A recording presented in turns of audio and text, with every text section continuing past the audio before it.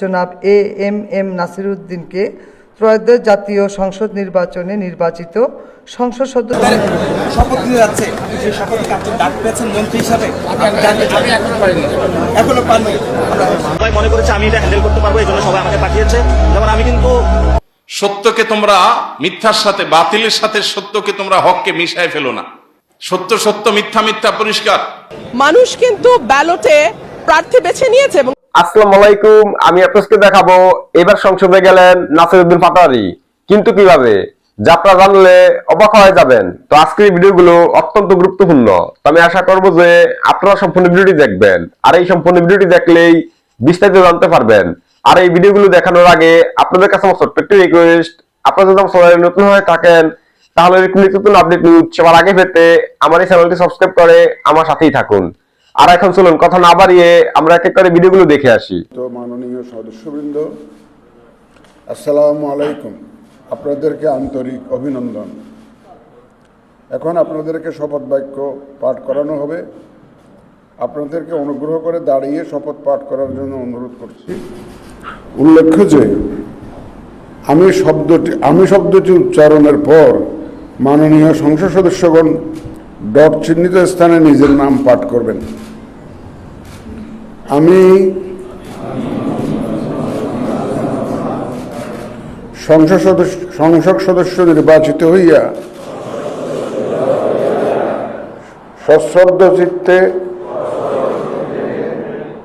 শপথ বা দৃঢ়ভাবে ঘোষণা করতেছি যে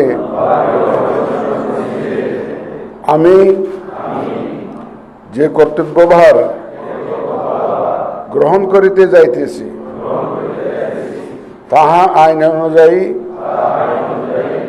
ও বিশ্বস্ততার সহিত পালন করিব। আমি বাংলাদেশের প্রতি অকৃত্রিম বিশ্বাস ও আনুগত্য পোষণ করিব এবং সংসদ সদস্যরূপে আমার কর্তব্য পালনকে ব্যক্তিগত স্বার্থের দ্বারা প্রভাবিত হইতে দিব না। ধন্যবাদ।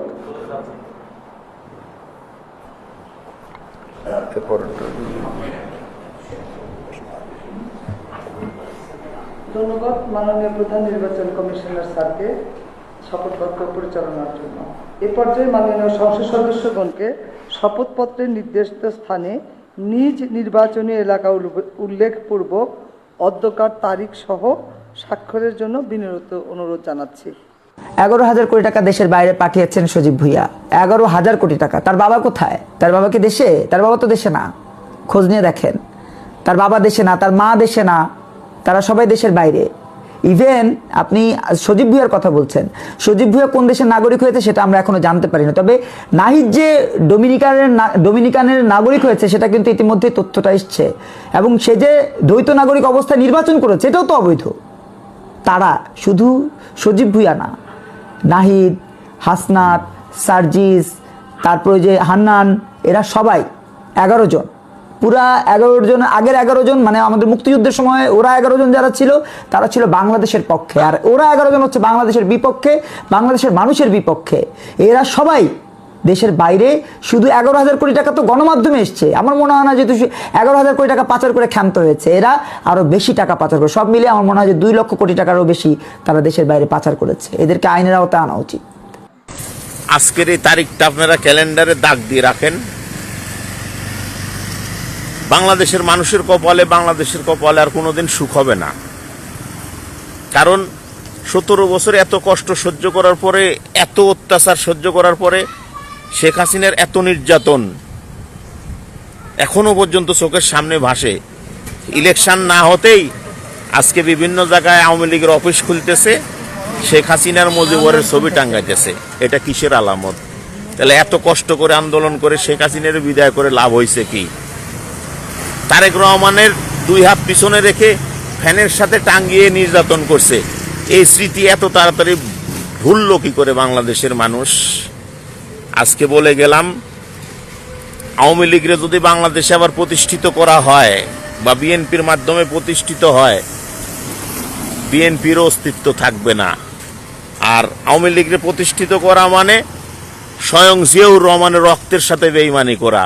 কারণ আওয়ামী লীগ দেশে প্রতিষ্ঠিত করছিল প্রথম জিয়াউর রহমান, আর সেই জিয়াউর রহমান প্রথম শহীদ হয়েছে। আর আওয়ামী লীগরে যদি বিএনপির কেউ বা বাংলাদেশের কেউ আবার নতুন করে প্রতিষ্ঠিত করার চেষ্টা করে, খোদার কসম করে কতিছে আল্লাহর সাক্ষী রেখে, তার পতন পৃথিবীর কেউ ঠেকাতে পারবে না। কারণ নিজের রক্তের সাথে যারা বেইমানি করে, তাদের রক্তের সাথে তাদের সাথে বেইমানি করতে বাংলাদেশের মানুষ টাইম নেবে না। কথাটা মাথায় ঢুকিয়ে রাখবেন।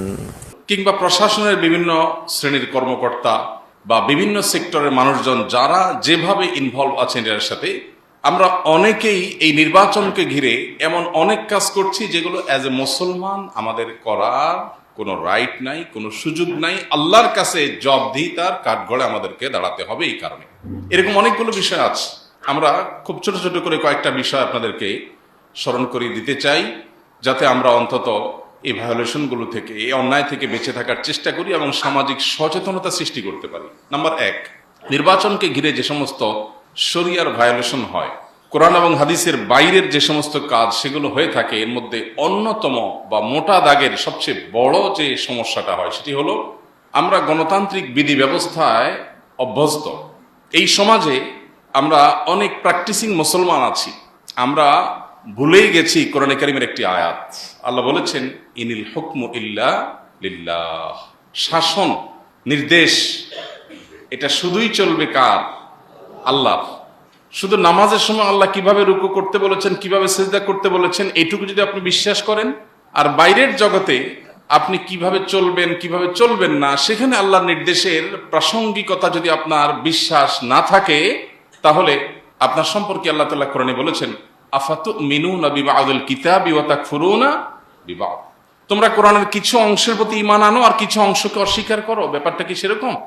গণতান্ত্রিক এই বন্দোবস্ত, এটা বড়জোর আমাদের সমাজের বিদ্যমান বাস্তবতা, এর বাইরে কিছু না। এটাই মানবতার একমাত্র চূড়ান্ত বা বাস্তবিক সমাধান না। আমরা যারা 5 ওয়াক্ত নামাজ পড়ি, অনেক প্র্যাকটিসিং মুসলমান আছেন, নিয়মিত ইসলাম প্র্যাকটিস করার চেষ্টা করেন, এরকম অনেক ভাই বোন আছেন। এই জায়গায় বড় দাগের বিশ্বাসগত ত্রুটি, ঈমানের ত্রুটি আছে। আমরা অনেকেই মনে করি যে এই যুগে মানুষের শাসিত হওয়ার, সমাজ শাসিত হওয়ার, সমাজে ন্যায় নিষ্ঠা, ন্যায় বিচার, সবার অধিকার প্রতিষ্ঠা হওয়ার একমাত্র রুট হলো গণতন্ত্র। গণতন্ত্রে অনেক ভালো ভালো কথা বলা আছে যেগুলোর সাথে ইসলামের হয়তো সংঘর্ষ নাই, কিন্তু মোটা দাগে ইসলামটা হলো দাসত্ব, আল্লাহর শাসন, আল্লাহর। যারা আল্লাহর প্রতি বিশ্বাস করবে না তাদের অধিকারও সুসংরক্ষিত, তাদের অধিকারও সুসংরক্ষিত। আমরা গণতান্ত্রিক সমাজে থাকার পর ইসলামিক রাজনীতি যারা করেন তারাও অনেক সময় দেখা যায় যে তারা ইসলামের যে সুমহান জীবন ব্যবস্থা, ইসলামের যে সুমহান নীতিমালা, কোর যে ইসলামের বিষয়গুলো আছে, সে বিষয়গুলোকে অনেক সময় আমরা ভুলে যাই। ভিন্ন বাস্তবতার সাথে অভ্যস্ত হতে হতে আমরা ভুলে যাই যে আমাদের শাসিত হওয়ার কথা আল্লাহর আদেশ এবং নিষেধ দ্বারা। গণতন্ত্রের অনেক বিউটি আছে, থাকতে পারে। আল্লাহ রাব্বুল আলামিন কোরআনে কারীমে আহলে কিতাবদের, অমুসলিমদের, ইহুদি খ্রিস্টানদের মধ্যে যে ভালো গুণ ছিল তখন, সেগুলোর প্রশংসা আল্লাহ কোরআনে করেছেন। যে আহলে কিতাবদের মধ্যে কেউ কেউ আছেন, তাদের কাছে তোমরা যদি কিছু অর্থ করে রাখো তাহলে তারা আমানতদারিতার সাথে ফেরত দিবে। সবাই অসৎ না, ব্যক্তিগত জীবনে অনেকে সৎ আছেন, আল্লাহ তাআলা সেই স্বীকৃতি দিয়েছেন। অতএব গণতান্ত্রিক বিধি ব্যবস্থার ভালো দিক থাকতে পারে কোনো কোনো ক্ষেত্রে, কিন্তু বাস্তবতা হলো যে আজকে গোটা বিশ্বব্যাপী আমরা যদি তাকাই, দেখতে পাবো সভ্যতার আড়ালে নীরব নিষ্পেষণের এক অন্যতম যন্ত্র হিসাবে এটা আজ ব্যবহার করা হচ্ছে। আপনি যদি আফ্রিকা যান, আফ্রিকার সম্পদ লুট করাটাকে হালাল মনে করে এই তথাকথিত গণতন্ত্রের মহাজনেরা। ইউরোপিয়ান দেশগুলো এই গরিব আফ্রিকানদের সম্পদ লুট করাকে তাদের অধিকার মনে করে। এক একটা গরিব দেশে তাদের অনেকগুলো এয়ারপোর্ট করা, নিজেদের বিমান এসে নামে এবং চলে যায়। সেখানকার বিভিন্ন মূল্যবান সম্পদ তারা চুরি করে, বরং ডাকাতি করে। এটাকে তাদের অধিকার মনে করে। এটা বাধা দিতে আসলে সেটা সন্ত্রাস হয়, আর সেই সন্ত্রাস দমন করার জন্য তথাকথিত শান্তিরক্ষা মিশন প্রতিষ্ঠা করে। এই বাস্তবতা বুঝেন না আজকের পৃথিবীতে এমন মানুষ কয়জন আছে যারা এটা করেছেন। এখন তাদের উপর আবার আরেক শক্তির চোখ পড়েছে, এখন তারা আবার এদের একটা ভূখণ্ড নিয়ে যেতে চায়। মনে চাইলো নিয়ে যাবে। যাই হোক, আমি যে জায়গায় ছিলাম সেটি হলো আল্লাহ রাব্বুল আলামিনের আদেশ নিষেধ দ্বারায় আমরা শাসিত হওয়ার, বিশ্ববাসী পরিচালিত হওয়ার বাইরে অন্য কোনো এমন বিকল্প নেই যে জীবন আপনার পরিচালনার পদ্ধতি বা পলিসি পৃথিবীর মানুষকে সবার অধিকার সমান হারে যথাযথভাবে দিতে পারে, প্রতিষ্ঠিত করতে পারে, প্রকৃত অর্থে ইনসাফ প্রতিষ্ঠিত করতে পারে, এরকম ব্যবস্থাপনা ইসলাম ছাড়া আর কোনোটাই নাই। কোনোটা সাময়িক খুব মুখরোচক মনে হবে, একটা সময় সেটার বাস্তবতা মানুষের কাছে উপলব্ধি হবে, পরিষ্কার হবে, টুডে অর টুমরো। এই বিশ্বাসের জায়গাটা আমাদের কাছে একেবারে স্পষ্ট থাকতে হবে। হ্যাঁ, আমরা একটা বিদ্যমান বাস্তবতার মধ্যে আছি। সো আমি পারছি না আল্লাহর আদেশ নিষেধ দ্বারা শাসিত হতে, এটা আমার দুর্বলতা।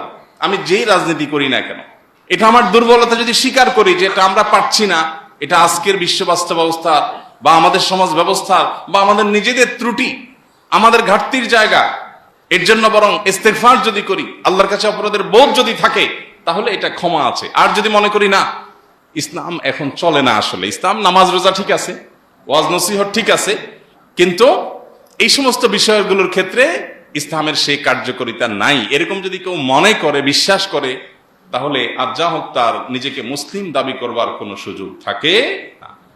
আল্লাহ রাব্বুল আলামিন বলেছেন, ইনিল হুকমু ইল্লা লিল্লাহ, শাসন আল্লাহর। আমরা আল্লাহ তা'বুদু ইল্লা ইয়াহ, আল্লাহ নির্দেশ করেছেন আল্লাহ ছাড়া আর কারোর দাসত্ব করা যাবে না।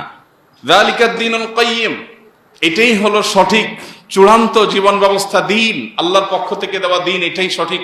ওয়ালাকিন্না আকসারান নাসি লা ইয়ালামুন, তবে বেশিরভাগ মানুষ জানে না, বেশিরভাগ মানুষই সমাজে বুঝে না।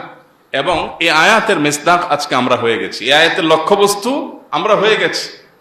এর বাস্তব উদাহরণ আমরা, যে বেশিরভাগ মানুষই বুঝেন না যে আল্লাহ রাব্বুল আলামিন আমাদেরকে পরিপূর্ণ জীবন ব্যবস্থা দিয়েছেন, এটা শুধুমাত্র ইবাদত সর্বস্ব দিন না। অতএব এই জায়গাটা আমাদের অত্যন্ত ক্লিয়ার থাকতে হবে। নাম্বার 2, নির্বাচনকে ঘিরে যে দ্বিতীয়ত অন্যায়টি, গুনাহটি, আল্লাহর আদেশ নিষেধের লঙ্ঘন, কোরআন হাদিসের নাফরমানে, আল্লাহর নাফরমানে যেটি হয়ে থাকে, সেটি হলো আমরা সত্যকে মিথ্যার সাথে অনেক সময় মিশ্রণ করে ফেলি শুধু একটু ভোটে জেতার প্রয়োজনে। দুর্ভাগ্যজনক বাস্তবতা, ইসলামিক দলগুলোর মধ্যেও এই প্রবণতা অনেক ক্ষেত্রে বা দলগুলোর নেতাদের ক্ষেত্রেও দেখা যায়, অন্যদের মধ্যে তো আছেই। আমাদের উচিত সতর্ক হওয়া, আমাদের উচিত সংশোধন হওয়া। আল্লাহ রাব্বুল আলামিন বলেছেন, ওয়ালা তালবিসুল হাক্কা বিল বাতিল, সত্যকে তোমরা মিথ্যার সাথে, বাতিলের সাথে সত্যকে তোমরা হককে মিশায় ফেলো না। সত্য সত্য, মিথ্যা মিথ্যা, পরিষ্কার। তোমরা সামান্য স্বার্থের জন্য, সামান্য সুবিধার জন্য, কৌশলের নামে, নানা নামে তোমরা সত্যকে মিথ্যার সাথে মিশিয়ে ফেলবে না। জেনে বুঝে এই কাজটা করতে আল্লাহ তাআলা নিষেধ করেছে। আমরা দেখি অনেক সময় রাজনৈতিক দলগুলো, রাজনৈতিক দলের নেতারা, কর্মীরা, অনেক সময় সমর্থকরাও দেখা যায় ভোটের রাজনীতির সুবিধা আদায়ের জন্য অমুসলিমদের সাথে এমনভাবে কথা বলেন বা অমুসলিমদের সম্পর্কে এমন মন্তব্য করেন যেটা তার ইসলামের গণ্ডিকে ক্রস করে যায়। আছে না নাই? আপনি যেই রাজনীতি করেন, আপনি যেই দল করেন, এমনকি আপনি যদি ইসলামিক রাজনীতিও করেন, আপনি হিন্দুদের মন্দিরে গিয়ে তাদের সাথে আপনি একাত্মতা পোষণ করা, তাদের বিশ্বাসের সাথে একাত্মতা পোষণ হয় এমন কোন কথা, কাজ, উক্তি, আচরণ আপনি করতে পারেন না। এটা আপনার বিশ্বাসের সাথে বিশ্বাসঘাতকতা, আত্মপ্রবঞ্চনা, আত্মপ্রতারণা, নিজেকে নিজে প্রতারণা করার শামিল। আপনি বিশ্বাস করছেন লা ইলাহা ইল্লাল্লাহ, আল্লাহ ছাড়া সত্যিকারের কোনো মাবুদ নাই, এটা আপনার বিশ্বাস, বাট আপনি বলছেন যে সবই ঠিক আছে, রুট সব ঠিক আছে। অথবা আপনি তাদেরকে খুশি করার জন্য এমন কিছু করলেন যেটা তাদের শিরকে শামিল হওয়ার অন্তর্ভুক্ত। এই যদি হয় আচরণ একটু ভোটের সুবিধার জন্য, তো মনে রাখবেন এই মানুষ জিতে কখনো দেশের মানুষের সাথে তার কৃত ওয়াদা পূরণ করবে না। যে আল্লাহর সাথে দেওয়া ওয়াদা রক্ষা করে না, সে বান্দার সাথে দেওয়া ওয়াদা রক্ষা করবে না। সাময়িক ভালো সাজা, দুনিয়াতে কিছু সুবিধা হয়তো আপনাকে এনে দিবে, মনে রাখবেন আল্লাহর কাঠগড়ার আসামি হওয়া থেকে আপনি রক্ষা পাবেন না। মুখে লম্বা দাড়ি থাকলেও লাভ হবে না, বড় আলেম হইলেও কাজ হবে না, ইসলামিক দলের ক্যান্ডিডেট হলেও কাজ হবে না, অন ইসলামিক দল হইলেও কাজ হবে না। সবার ক্ষেত্রে একই কথা প্রযোজ্য। ভোটের প্রয়োজনে ঈমান বিকিয়ে দিবেন না। মনে রাখবেন আমাদের অন্য ধর্মাবলম্বী ভাই বোনদেরও মাথায় রাখা উচিত, মুসলমান যদি সত্যিকারের মুসলমান হয় তাহলে তার কাছে অন্য ধর্মাবলম্বীরা সবাই সবচেয়ে বেশি নিরাপদ ইনশাআল্লাহ। আপনি ইসলামের ইতিহাস একটু ঘাঁটেন, মুসলিম শাসকদের মধ্যেও জুলুম ছিল, একেবারে সবাই দুধের দোয়া ছিল এমন না, কিন্তু তুলনামূলক মুসলিম শাসকদের শাসন যখন পৃথিবীতে ছিল, বেশিরভাগ ক্ষেত্রেই দেখা যায় যে তারা অন্যদের মতো পৃথিবীকে নিষ্পেষণ আর জুলুম উপহার দেন নাই। তারা চেষ্টা করেছেন তাদের ত্রুটি বিচ্যুতি এগুলোকে স্বীকার করে নিয়েও বলতে হবে যে তারা চেষ্টা করেছেন পৃথিবীকে ইনসাফ উপহার দেওয়ার। বেশিরভাগ ক্ষেত্রে এটা ঘটেছে, বিচ্ছিন্ন বা ব্যতিক্রম ঘটনাও আছে। এরপরও আমাদের সমাজে কেউ যদি সত্যি আল্লাহকে ভয় করেন তাহলে তিনি কোনো অমুসলিমের সম্পদ দখল করতে পারেন না। পারেন? অন্য ধর্মাবলম্বী হলে তার সাথে আমার মতের ভিন্নতা আছে, আমি মনে করি সে ভ্রান্ত ভুল পথে আছে, আমি মনে করি সে শিরকে লিপ্ত আছে, আমি মনে করি সে আল্লাহর নাফরমানি করছে, তাই বলে তার সম্পদের একটা সুতো এটা দখল করার কোনো অধিকার ইসলাম আমাকে দেয় নাই। তার প্রতি কোনো অবিচার করার, তার সাথে কোনো মুসলমানের দ্বন্দ্ব হলে মুসলমান আমার লোক বলে, নামাজি মানুষ বলে, আমার দিনী ভাই বলে তার পক্ষ অবলম্বন করে কোনো অমুসলিমের অধিকার বিন্দু পরিমাণ নষ্ট করার কোনো রাইট ইসলাম আমাকে দেয় নাই। অতএব আমি অন্য ধর্মাবলম্বীদের অধিকার আদায় করবার জন্য তাদের সাথে গিয়ে তাল মিলানোর দরকার নাই, আমার নিজের ভালো মুসলমান হওয়াটাই যথেষ্ট ইনশাআল্লাহ। প্রিয় ভাইরা আমার, এই জায়গাটাতে আমাদের অনেকে পা পিছলে ফেলেন। কোন পলিটিশিয়ানদেরকে দেখি, বিভিন্ন দলে বিভিন্ন পলিটিশিয়ানদের ক্ষেত্রে দেখি মাশাআল্লাহ এই ক্ষেত্রে অত্যন্ত বিচক্ষণতার পরিচয় দেন, দায়িত্বশীল মন্তব্য করতে জানেন, আমার ইমানের সাথে কোনটা যায় কোনটা যায় না এটা জানেন। এক রাজনীতিবিদ ফোনে জিজ্ঞেস করছেন, ভাই অন্য ধর্মাবলম্বীদের মন্দিরে আমাকে যেতে হচ্ছে, যাব, তাদের অধিকার ঠিক মতো তারা পাচ্ছে কিনা, কেউ তাদের নিরাপত্তা বিঘ্নিত করছে কিনা, বা তাদের উপরে হামলা করে মুসলমানদের উপরে দোষ চাপানোর কোনো ষড়যন্ত্র হচ্ছে কিনা, সব মিলিয়ে তাদের প্রতিবেশী হিসেবে তাদের যে হক আছে সেটাও আমি আদায় করতে চাই। একই সাথে আমি সেখানে এমন কিছু করতে চাই না যে আমার ইমান বিক্রি হয়ে যায়। আমি দিল খুলে দোয়া করেছি। এই যে ইমান রক্ষার প্রচেষ্টা, এই যে আল্লাহর ভয়ের চেতনা, এটাই তো ইমান। যে আমার রাজনীতি, আমার ভোটের রাজনীতি, আমার ক্ষমতার রাজনীতি, এর কোনটাই আমার আল্লাহর কাছে জবাবদিহিতার বাইরে নয়। অতএব এখানেও যদি কোনো ভায়োলেশন করি কোরআন বা হাদিসে, আমার ইমানের সাথে যদি আমি বেঈমানি করি, তাহলে কিয়ামতের ময়দানে আল্লাহর কাঠগড়ার আসামি হয়ে দাঁড়াতে হবেই হবে। অতএব আমরা সবাই ভোটার হই কিংবা প্রার্থী হই, আল্লাহকে ভয় করতে হবে। এই উৎসব, এই আগ্রহ, এই উদ্দীপনা এটা শেষ হয়ে যাবে, কিন্তু আমল নামা কি যুক্ত হচ্ছে সেটা কিন্তু থেকে যাবে, ভালো হোক আর মন্দ হোক। অতএব আমরা আল্লাহকে যেন ভয় করি, আল্লাহ আমাদেরকে সেই তৌফিক দান করুন। প্রিয় ভাইরা আমার, আল্লাহ তাআলা বলেছেন, লা ইয়াত্তাখিযুল মুমিনুনা আল কাফিরিনা আউলিয়া মিন দুনিল মুমিনিন। ঈমানদাররা যেন অমুসলিমদেরকে, কাফিরদেরকে, আল্লাহর প্রতি যারা অবিশ্বাসী তাদেরকে যেন বন্ধু হিসাবে গ্রহণ না করে। বন্ধু হিসাবে গ্রহণ করা বলতে অন্তরঙ্গতা, স্বাভাবিক যে বন্ধুতা, সামাজিকতা, সেটা নির্দেশ তো ইসলাম দিয়েছে। কিন্তু এখানে বন্ধুতা বলতে শত্রু আর বন্ধুর ব্যাপার, পক্ষ আর বিপক্ষের ব্যাপার। আমি যেহেতু তাওহীদে বিশ্বাস করি, আমি তো তাওহীদের পক্ষের, সো আমি শিরকের পক্ষ অবলম্বন করতে পারি না। এটা হলো বন্ধুতা। তো আল্লাহ বলেছেন যে অভিভাবক হিসাবে ইমানদারদের বাদ দিয়ে বেঈমানদেরকে কোনো ইমানদার গ্রহণ করতে পারে না। আর যে ব্যক্তি এরকম করবে, আল্লাহ তাআলা বলেছেন, ফালাইসা মিনাল্লাহি ফি শাই। যে ব্যক্তি এমন করবে সে ব্যক্তি আল্লাহর কাছে তার কিছুই থাকবে না। এবং আল্লাহ তাআলা বলেছেন, ওয়া ইউহাযযিরুকুমুল্লাহু নাফসাহ। আল্লাহ কিন্তু তার জাতে পাকের ব্যাপারে তোমাদেরকে সতর্ক করছেন, আল্লাহকে ভয় করো, সাবধান, সামান্য হীন স্বার্থের জন্য ঈমান বিকিয়ে দিও না।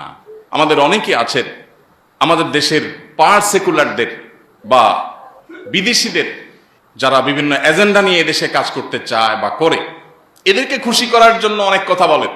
অনেক সময় দেখা যায় ইসলামকে একটু খোঁচা দিয়ে উনি একটু উদার সাজার চেষ্টা করেন, আল্লাহর বিধানের বিরুদ্ধে অবস্থান নিয়ে উনি একটু ব্রড সাজার চেষ্টা করেন। এগুলো সবগুলোই হলো সামান্য দুনিয়ার স্বার্থের জন্য ঈমান বিক্রি করা। আল্লাহ তাআলা আমাদেরকে এটা থেকে বেঁচে থাকার তৌফিক নসিব করুন। তৃতীয়ত যে ভায়োলেশন হয় সেটি হলো ভোট কেনা বেচা। এটা আমি এর আগেও বলেছি, নির্বাচনকে ঘিরে, সেটা জাতীয় নির্বাচন হোক আর স্থানীয় নির্বাচন হোক, নির্বাচনকে ঘিরে এই অপরাধ, এই অন্যায় আমাদের দেশে ওপেন সিক্রেট। প্রচলিত আইনে সেটা নিষিদ্ধ হওয়া সত্ত্বেও আমরা দেখা যায় এই কাজটা অনেক সময় করি। যে বা যারা এটার সাথে জড়িত থাকবেন, আপনি শুধু টাকা বন্টনের দায়িত্ব পাইছেন, টাকা বন্টন করতেছেন, তাহলে এই ক্ষেত্রে আপনিও দায়ী থাকবেন। মনে রাখবেন, এই মতামত দেওয়া, আমি আমার মত বললাম, ভোট দিলাম মানে আমার মত জানালাম, সাক্ষ্য দিলাম, এটা এক প্রকারের সাক্ষ্য। আমরা গণতান্ত্রিক বিধি ব্যবস্থা সম্পর্কে বলেছি যে আল্লাহ রাব্বুল আলামিন আমাদেরকে যে জীবন ব্যবস্থা দিয়েছেন সেটা আমাদের কাছে পরিষ্কার এবং সেটাই হলো আমাদের একমাত্র অবলম্বন। আর গণতান্ত্রিক বিধি ব্যবস্থা বন্দোবস্ত এটা হলো আমাদের সমাজের বিদ্যমান বাস্তবতা মাত্র।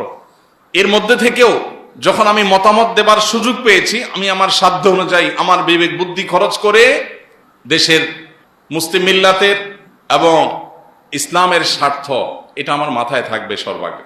একজন সৎ যে মানুষটা জিতে পাপাচার করে, অন্যায় অনাচার করে, জুলুম অবিচার করে, খুন রাহাজানি করে, মাস্তানি গুন্ডামি করে মানুষের জীবন অতিষ্ঠ করবে এবং তার দায়ভার আমাকেও বহন করতে হবে তাকে এই পর্যন্ত যাইতে হেল্প করার কারণে, সেই লোককে আমি ভোট দিচ্ছি কিনা বা আমার ভোটটা সেখানে যাচ্ছে কিনা, এই জবাবদিহিতার বোধ যেমন বিবেকের কাছে থাকতে হবে, ঠিক একইভাবে সামান্য একটু স্বার্থের কারণে বিক্রি হয়ে যাচ্ছে কিনা, সামান্য একটু স্বার্থের কারণে আমি নিজের আদর্শ বেঁচে ফেলছি কিনা। সাক্ষ্য বিক্রি করা যায় না, অনেক জিনিস বেচা যায়, যেটা বেচা যায় সেটা বেচেন, শরিয়া যেটা আপনাকে অনুমোদন করেছে। কিন্তু আপনার কোনো জায়গায় সাক্ষী দেওয়ার ব্যাপার আসছে, কোন একটা ইস্যুতে কোনটা সত্য, কোনটা উচিত, কোনটা আপনার বেশি হকদার, এইটা বলার জন্য আপনার কাছে বল আপনার কোর্টে গেছে, আপনি মতামত দেবার সুযোগ পেয়েছেন। এখন যদি আপনি সুবিধা নিয়ে সত্য কথাটাও বলেন, তারপর আপনি হারাম করুন। আমি কি বুঝাতে পারছি? টাকার বিনিময়ে যদি সত্যটাও বলেন, তারপরও আপনি হারাম খেয়েছেন। কারণ সত্য আপনি এমনিতেই বলতে বাধ্য। সত্য সাক্ষ্য দেওয়া এটা কোরআনের সবচেয়ে বেশি যে সমস্ত নির্দেশগুলো হয়েছে তার মধ্যে থেকে একটা, সত্য সাক্ষ্য দেওয়া। আপনি সত্য সাক্ষ্য এমনি দিতে বাধ্য, আপনি মিথ্যা সাক্ষ্য দিতে পারেন না একজন মুসলমান হিসাবে। মিথ্যা তো এমনি মিথ্যা, আবার যখন সাক্ষ্য মিথ্যা হয় তখন ডবল গুনাহ হয়।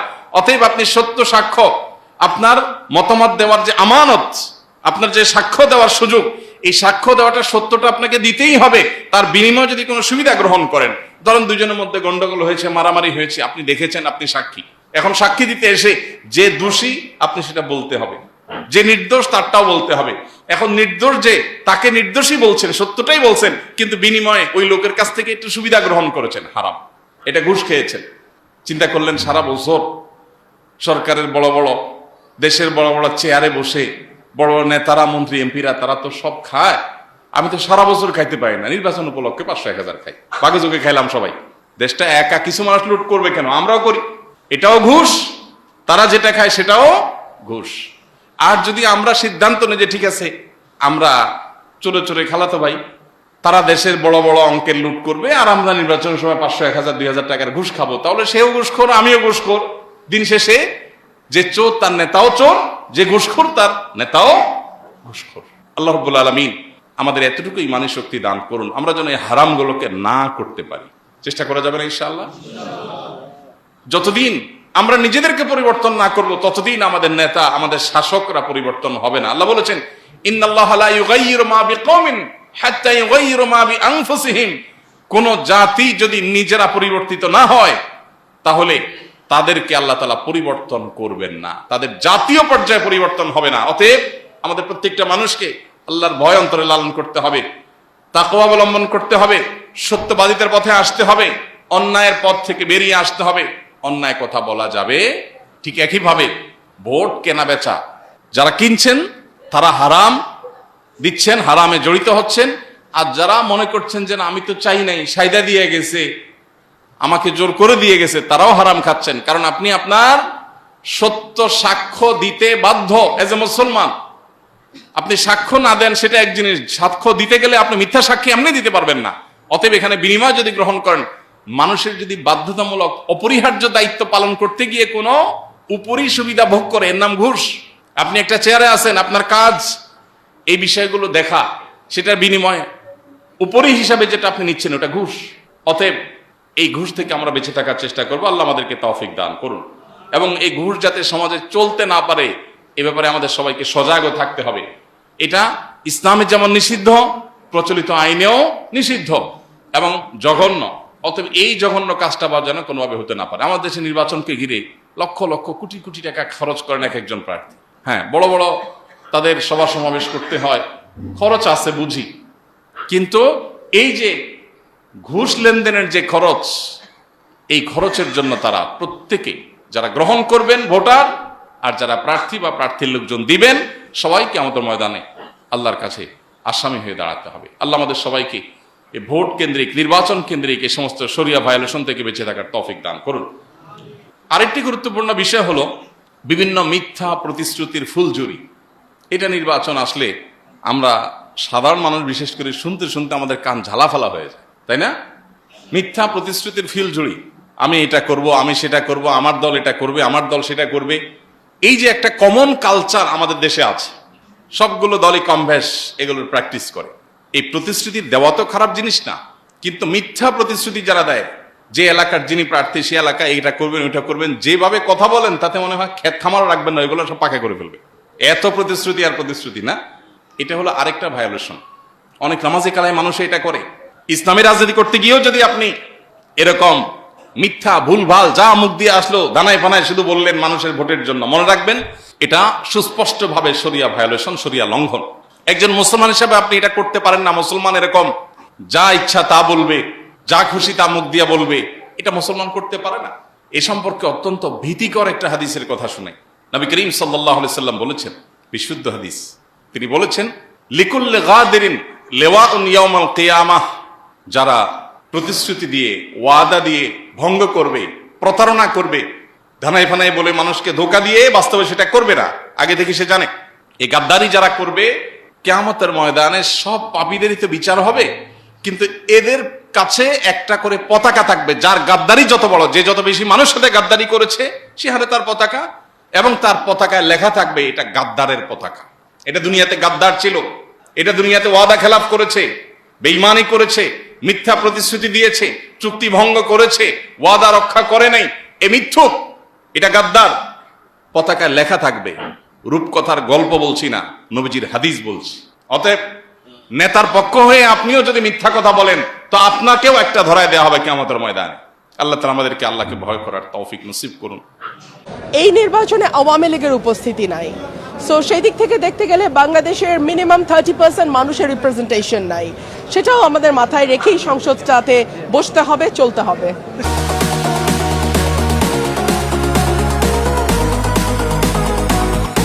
আগের 3টি নির্বাচনে বিএনপির উপস্থিতি ছিল না, সে কারণেই সেই সংসদটিকে অনেক সময় বলা হতো একতরফা সংসদ। এই নির্বাচনে আওয়ামী লীগের উপস্থিতি নাই, সো সেই দিক থেকে দেখতে গেলে বাংলাদেশের মিনিমাম 30% মানুষের রিপ্রেজেন্টেশন নাই। সো আমি তো আসলে খুব বেশি পার্থক্য দেখতে পাচ্ছি না। বিজয়ী দলকে আমি সবসময় অভিনন্দন জানাই, কিন্তু সেই সঙ্গে এটাও ভুলে গেলে চলবে না যে আমাদের 30% মানুষের কোনো রিপ্রেজেন্টেশন, মিনিমাম 30% মানুষের রিপ্রেজেন্টেশন এই সংসদে থাকবে না, সেটাও আমাদের মাথায় রেখেই সংসদটাতে বসতে হবে, চলতে হবে। দেখুন, আমি এই মুহূর্তে তো দলের কার্যক্রম নিষিদ্ধ আওয়ামী লীগের, সো তাদেরটা কিভাবে ফিরিয়ে আনা যায় সেটা তো আর আমি এখন বলতে পারবো না। তাদের নির্বাচনে অংশ নেওয়ার সুযোগ যদি দেয়া হতো তাহলে দেখা যেত মানুষের ভোটেই যদি তাদের প্রত্যাখ্যানের ব্যাপার থাকতো, মানুষ তার ভোটের মাধ্যমে জবাব দিত। মানুষের ব্যালটের প্রতি আমাদের আস্থা এত কম কেন?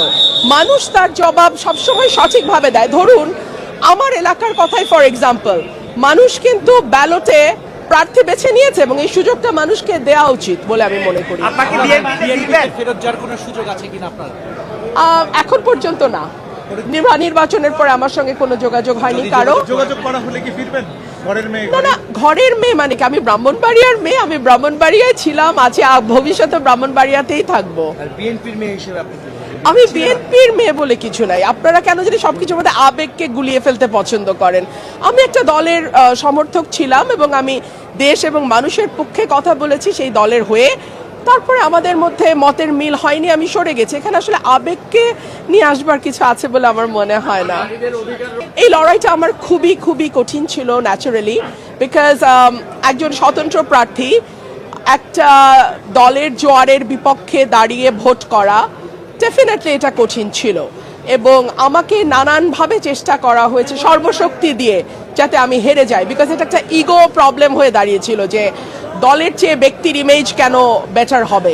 সো এক ধরনের ইগো ক্ল্যাশ তো ছিলই। সো এটা ডিফিকাল্ট দেশের পক্ষে, মানুষের পক্ষে, সাধারণ মানুষের পক্ষে এবং বিশেষ করে আমার নির্বাচনী এলাকা সরাইল, আশুগঞ্জ এবং বিজয়নগরের একাংশ অত্যন্ত অবহেলিত, পিছিয়ে পড়া এবং প্রান্তিক মানুষ সেখানে বাস করেন। তাদের ভাগ্য এবং জীবন মান উন্নয়নে আমি সর্বাত্মকভাবে কাজ করব। আরেকবার গণ অভ্যুত্থানের জন্য প্রস্তুত থাকুন। কে বলছে? বলছে হচ্ছে আমাদের ফুয়াদ ভাইয়া। ফুয়াদ ভাইয়া কেন বলছে? বলার কারণ হচ্ছে এই ফুয়াদ ভাইয়া নির্বাচনে ফেল করছে। যদি ফুয়াদ ভাইয়া নির্বাচনে পাশ করতো তাহলে কিন্তু এই কথা বলতো না। এখন গণ অভ্যুত্থান যদি পুনরায় হয় তাইলে ফুয়াদ ভাইয়া আবার জনগণের কাছে টাকা দাবি করবে যে আপনারা আমারে সাহায্য সহযোগিতা করেন, আমি আবার নির্বাচন করব। কারণ ফুয়াদ ভাইয়া কিন্তু তার নিজের টাকায় নির্বাচন করে নাই, উনি নির্বাচন করছে জনগণের টাকায়। মানুষ বিদেশ থেকে দেশ থেকে ওনাকে টাকা সাহায্য করছে, সেই টাকায় উনি নির্বাচন করছে, নির্বাচন করে ফেল করছে। এখন ফেল করার পরে ওনার মনে হয়েছে দেশে সুষ্ঠু নির্বাচন হয় নাই, কিংবা যারা ক্ষমতায় আসছে তারা ক্ষমতায় আসার প্রয়োজন ছিল না, দরকার ছিল না, ক্ষমতায় আসার দরকার ছিল জামাতে ইসলামীকে, কিংবা ওনার মনে হচ্ছে যে দেশে সুষ্ঠু নির্বাচন হয় নাই। এই সমস্ত কিছুর পরিপ্রেক্ষিতে উনি এখন দেশের জনগণকে প্রস্তুত থাকতে বলছে আরেকটি গণ অভ্যুত্থানের জন্য। এখন আমাদের কথা হচ্ছে ভাই, আমরা যারা সাধারণ জনগণ আছি আমরা আর অভ্যুত্থান চাই না ভাই। এক অভ্যুত্থানে 16-17 মাস যা দেখাইছেন আপনারা, এবং যারা দেশ পরিচালনা করছে তারা দেশকে কোথার থেকে কোথায় নিয়ে গেছে এটা জনগণ কিন্তু বুঝতে পারছে। এখন বিএনপি ক্ষমতায় আসছে, তারেক রহমান প্রধানমন্ত্রী হবে, দেশের সমস্ত মানুষ তার দিকে তাকায় আছে, তার দিকে মানুষ তাকায় আছে। দেশের কোনো একটা পরিবর্তন তিনি করবে এবং দেশের মানুষকে দেখাবে। এখন মানুষ আর এই অভ্যুত্থান চায় না ভাইয়া, মানুষকে একটু শান্তি দেন ভাইয়া, আর অভ্যুত্থানের ডাক দিয়েন না। আমরা এখন একটু শান্তি চাই। 5টা বছর অন্তত ওনাদেরকে চালাইতে দেন, 5 বছর পরে আবার নির্বাচনে আপনি আবার নতুন করে ভিক্ষা করবেন মানুষের কাছে যে আমাকে ভিক্ষা দেন, আমি নির্বাচন করব। সবশেষে একটা কথাই বলতে চাই এখানে, আমার কেন জানি আপনাকে দেখলে সেই টাকলা মুরাদের কথা মনে পড়ে। আওয়ামী লীগের আমলে এক সময় টাকলা মুরাদে এরকম বার বাড়ছিল, আপনি যে বারটা বাড়ছেন এই বারটা টাকলা মুরাদ বাড়ছিল। বাড়ার পরে টাকলা মুরাদের তো মন্ত্রিত্ব গেছে, মানুষের কাছে ঝাড়ুর বাড়ি খাইছে, বউ গেছে, এবং শেষমেশ কি হয়েছে জানেন? এই টাকলা মুরাদের মাথায় ওর নিজের ঘরের সিলিং ফ্যান খুলে পড়ছে। আমি আল্লাহর কাছে দোয়া করি আপনার মাথায় জানি না। তো আমি আশা করছি আপনারা সম্পূর্ণ ভিডিওটি দেখেছেন। তো আপনাদের যদি বিষয়টি নিয়ে কোনো মতামত থাকে আমাকে অবশ্যই জানাবেন। তো দেখা হচ্ছে পরবর্তী ভিডিওতে। সে পর্যন্ত সবাই ভালো থাকবেন, সুস্থ থাকবেন। আল্লাহ হাফেজ।